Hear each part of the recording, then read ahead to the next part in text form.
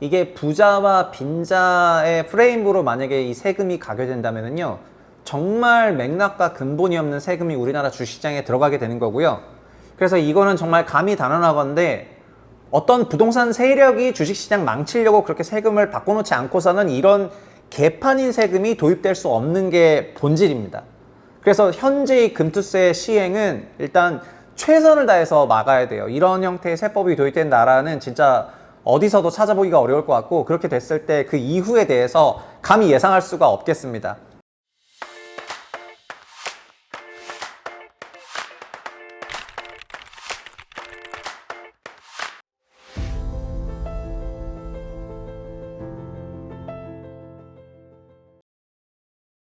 안녕하세요, 최부심입니다.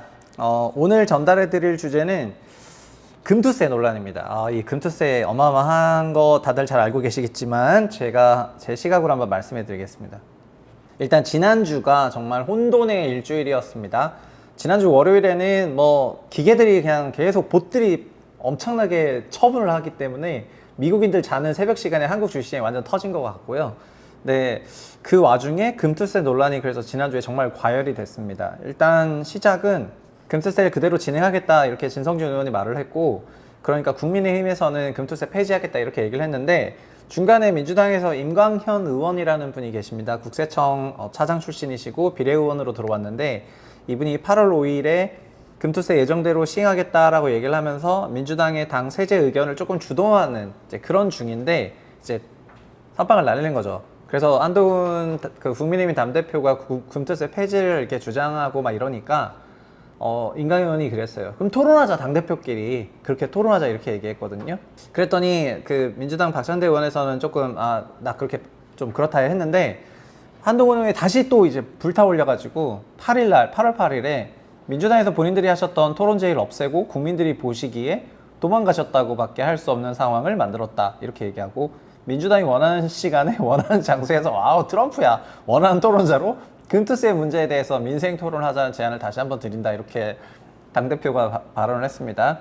6일에 금투세 토론회 같이 하자 이렇게 얘기를 했거든요. 그러니까 이제 임광현 의원이 받은 거죠. 근데 민주당 임광현 의원이 그래서 당장 하자 이렇게 했었는데, 그 이재명 전 대표가 아니라 박찬대 대표 직무대행 겸 원내대표로도 상관없으니까 토론하자 이렇게 한 거거든요. 근데 이거를 박찬대 의원이 거절했습니다. 그 박찬대 의원은 어떻게 했냐면은, 그렇게 좀 제안이 8월 6일에 나오니까 7일 날에 이제 거절을 하죠. 뭐라고 하냐면은 그런 토론할 정도로 한가하지 않다 이렇게 이제 거절을 하게 됩니다. 그러니까 8일 날에 뭐 얘기하자고 해놓고 또 아니야 다시 한번 하자 이렇게 해서 지금 서로 막 설왕설래 장난 아닙니다. 지난주에 어쨌든 불꽃이 튀었어요. 불꽃이 튀었고요. 그리고 민주당 정책위 의장 진성준 의원도 예정대로 금투세를 강행해야 된다 이런 얘기를 했고, 미디어에 나오셔가지고 이런 얘기를 계속해서 하고 있습니다. 금투세 시행하는 거에 대한 입장은 확고하다. 그리고 자신에 대한 그런 여러 악플러들은 진짜 너네가 개미가 맞냐 막 이런 얘기를 하셨고요.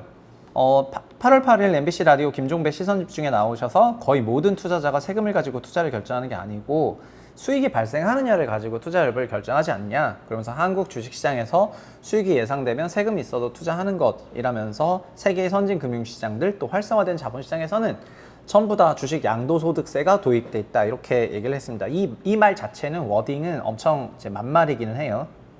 근데 아시겠지만 21대 금투세를 그럼 도입했던 20년의 그 환경으로 돌아가 가지고요, 20년에 그 코로나가 펼쳐지는 과정에서 이제 국회의원 선거가 민주당의 압승으로 끝났고, 그러면서 부동산 특위도 만들어지고 증권 특위도 만들어지고 막 이렇게 했었거든요.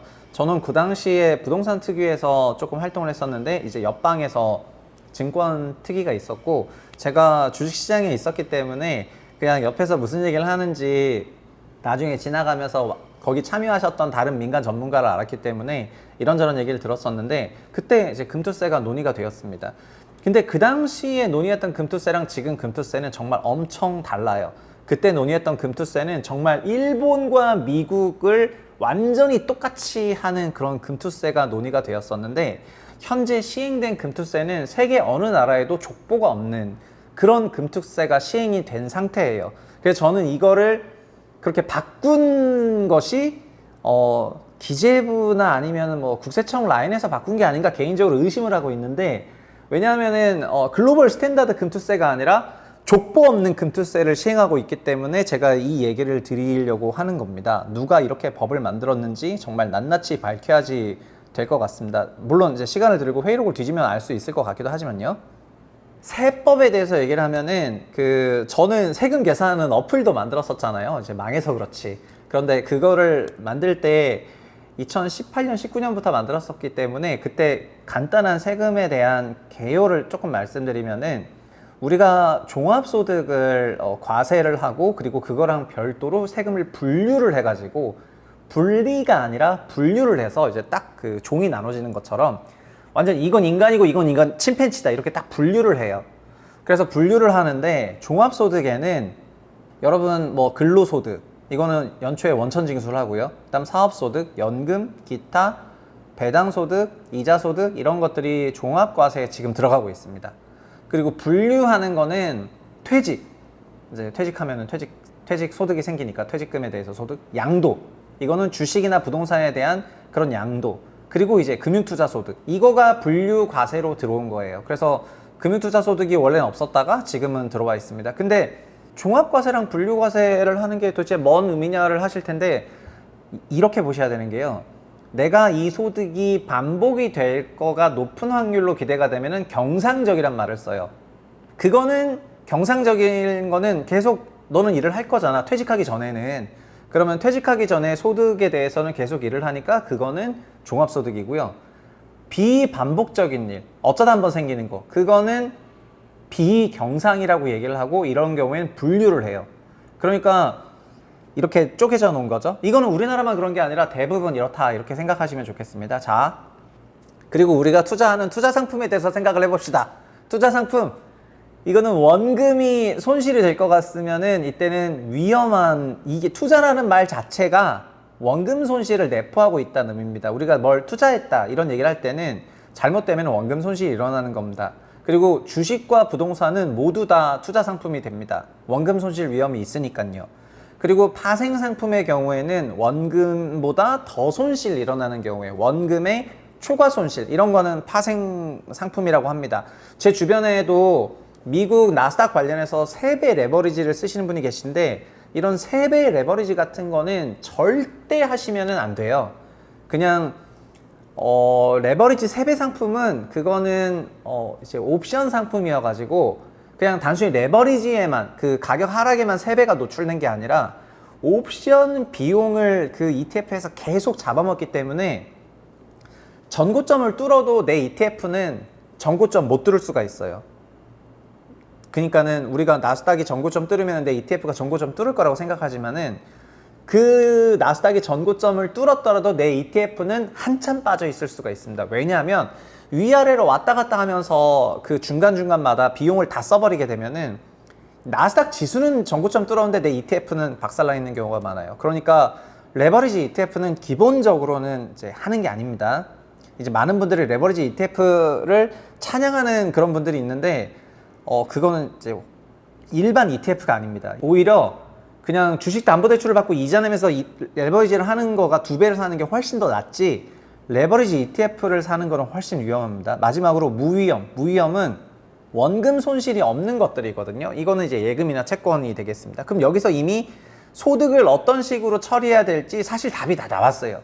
답이 다 나왔는데 금융투자소득은 이제 원금 손실의 위험이 있는 거기 때문에 주식과 부동산에서 발생하는 그런 형태의 소득들은 이렇게 다 분류과세를 하고 처리하는 것이 정석이고요.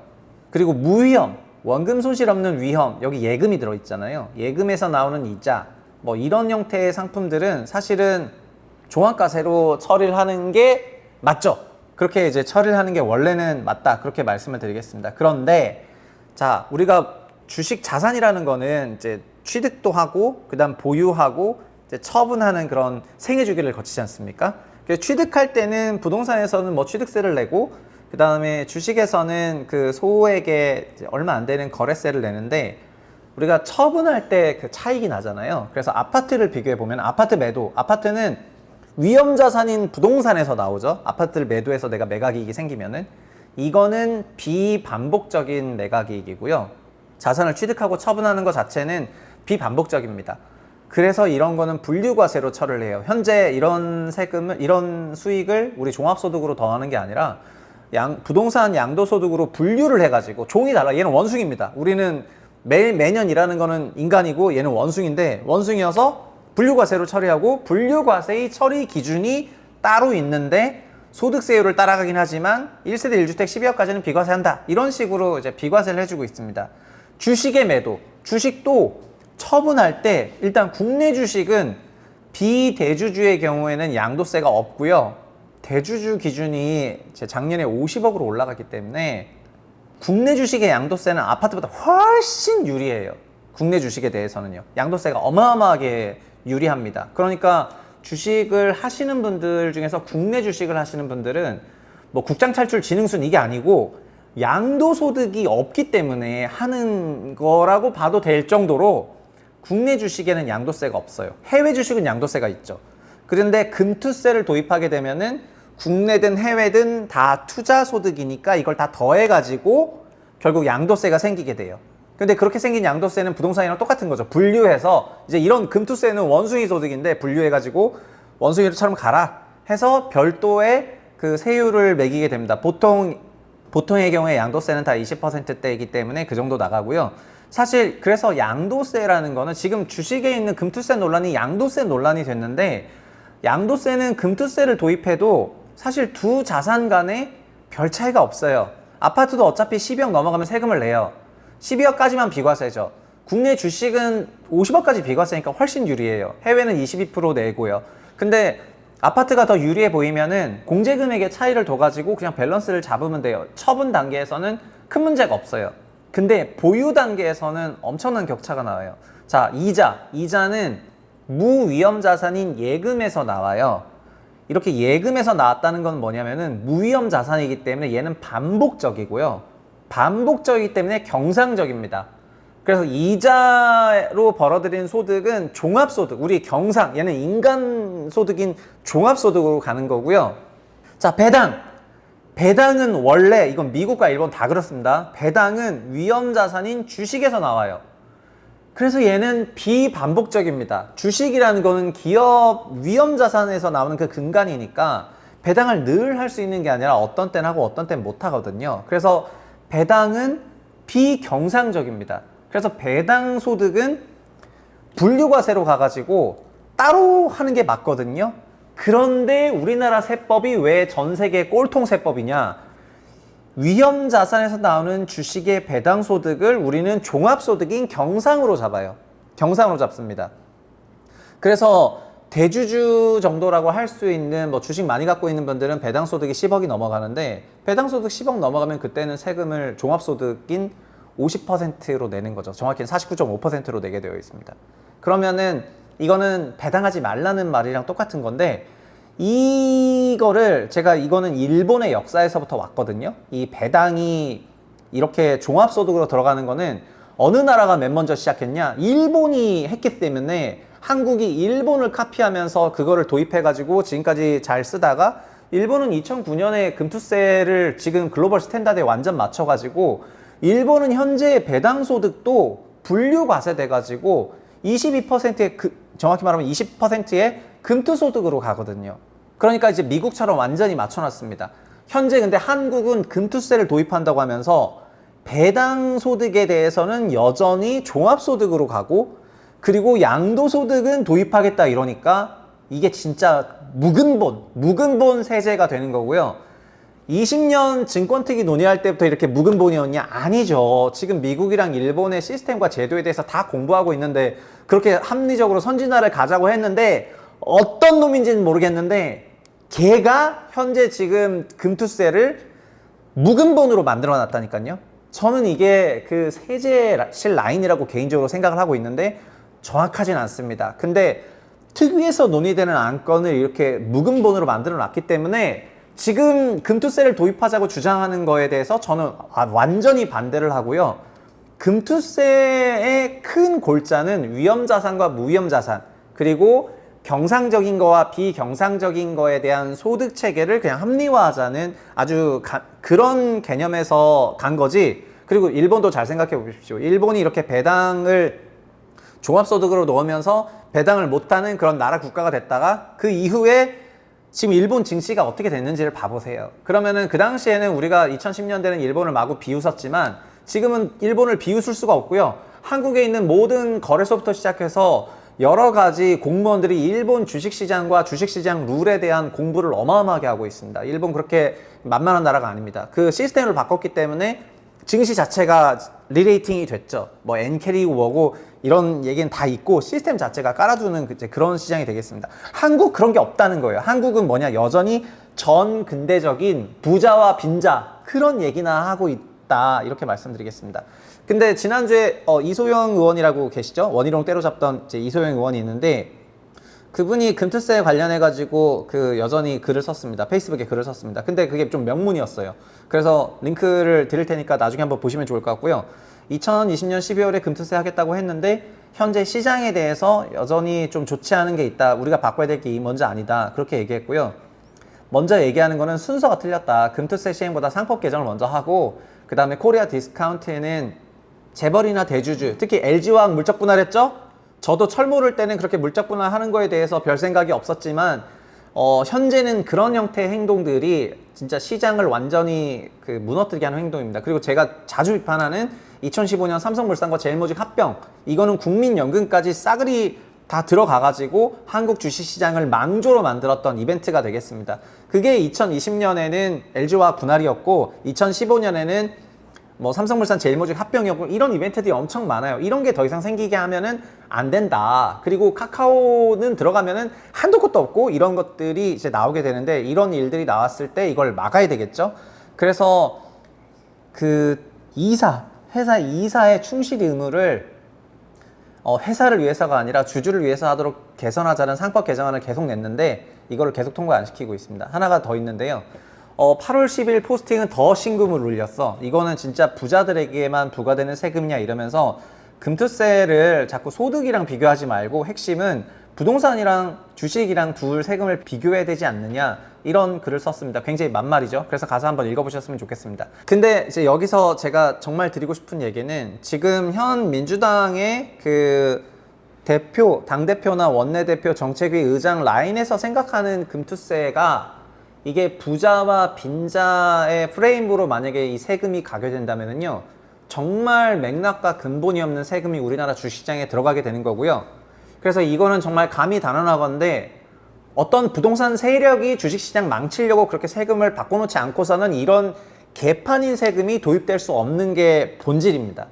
그래서 현재의 금투세 시행은 일단 최선을 다해서 막아야 돼요. 이런 형태의 세법이 도입된 나라는 진짜 어디서도 찾아보기가 어려울 것 같고, 그렇게 됐을 때 그 이후에 대해서 감히 예상할 수가 없겠습니다. 그냥 정말 돌아가든 뭐로 가든 뭔가, 근데 제도와 시스템을 합리적으로 깔았다면 그 다음부터는 그 얘기하니까, 그러니까 전근대와 벗어나냐 아니냐가 지금 갈려있는 분기점이라고 개인적으로 생각을 합니다. 그래서 민주당에 있는 힘 있는 분들은 이제 시장의 전근대를 선택하느냐 합리를 선택하느냐에 따라 가지고 잘 결정하셨으면 좋겠습니다. 지금 주식시장이 그냥 국내 주식시장을 탈출한 게 지능순이라는 말을 들을 때마다, 물론 뭐 그게 완전 틀린 말은 아닐 수도 있는데, 국내 주식시장은 나름대로 어떤 특정한 시장의 특징이 있습니다. 그게 수출 기업들에 대해서 고도의 고 멀티플 프리미엄을 주면서 단기간에 상당한 시세가 나오는 게 국내 시장이고요. 반대로 말하면 내수가 계속해서 위축되고 있기 때문에 부동산이 너무 커져서, 그래서 내수만 하는 그런 기업들은 주로 유통기업들이 될 텐데, 이런 기업들 같은 경우에 주가가 계속해서 이제 하락하는 그런 모습을 보이거든요. 이게 성장이 없는 시장의 전형적인 그런 특징을 보이고 있는 게 주식시장인데, 그런 과정에서 세금마저도 비합리적이 된다면은 그때는 진짜 우리나라 금융시장은 정말 금융시장 세계 순위로는 진짜 한참 50등, 100등 밖에 있을 거다, 그렇게 말씀드리겠고요. 그렇게 하게 된다면은 한국 경제에 좋지 않을 것 같다. 물론 주시장 자체는 별 문제가 없겠지만 주시장 자체에 큰 미래가 없다면은 뭐 상장이라든가 이런 인센티브가 작동하지 않게 되면서 문제가 생기거든요. 그러니까 민주당에서는 그리고 저는 금투세 그렇다고 폐지해야 되냐 그런 생각도 하지 않습니다. 뭐 국민의힘에서는 금투세를 폐지해야 된다 이런 얘기를 하지만은 저 개인적으로는 이미 양도소득세처럼 다 분류과세 되는 게 있고, 그래서 분류 과세를 통해 가지고 별도의 세율을 통해서 그 시장에 대해서 과열과 냉각을 이제 소위 판을 깔아놓는 그런 시스템을 도입하는 게 중요하기 때문에 금투세는 도입돼야 되지만 현재 같은 모습은 전혀 아니다 이렇게 말씀드리겠고요. 제발 2020년 증권특위의 안대로 돌아가서 한국도 일본과 미국이랑 똑같은 그런 금투세제 국가로 만들어 달란 말입니다. 오늘 여기까지 하겠습니다. 감사합니다.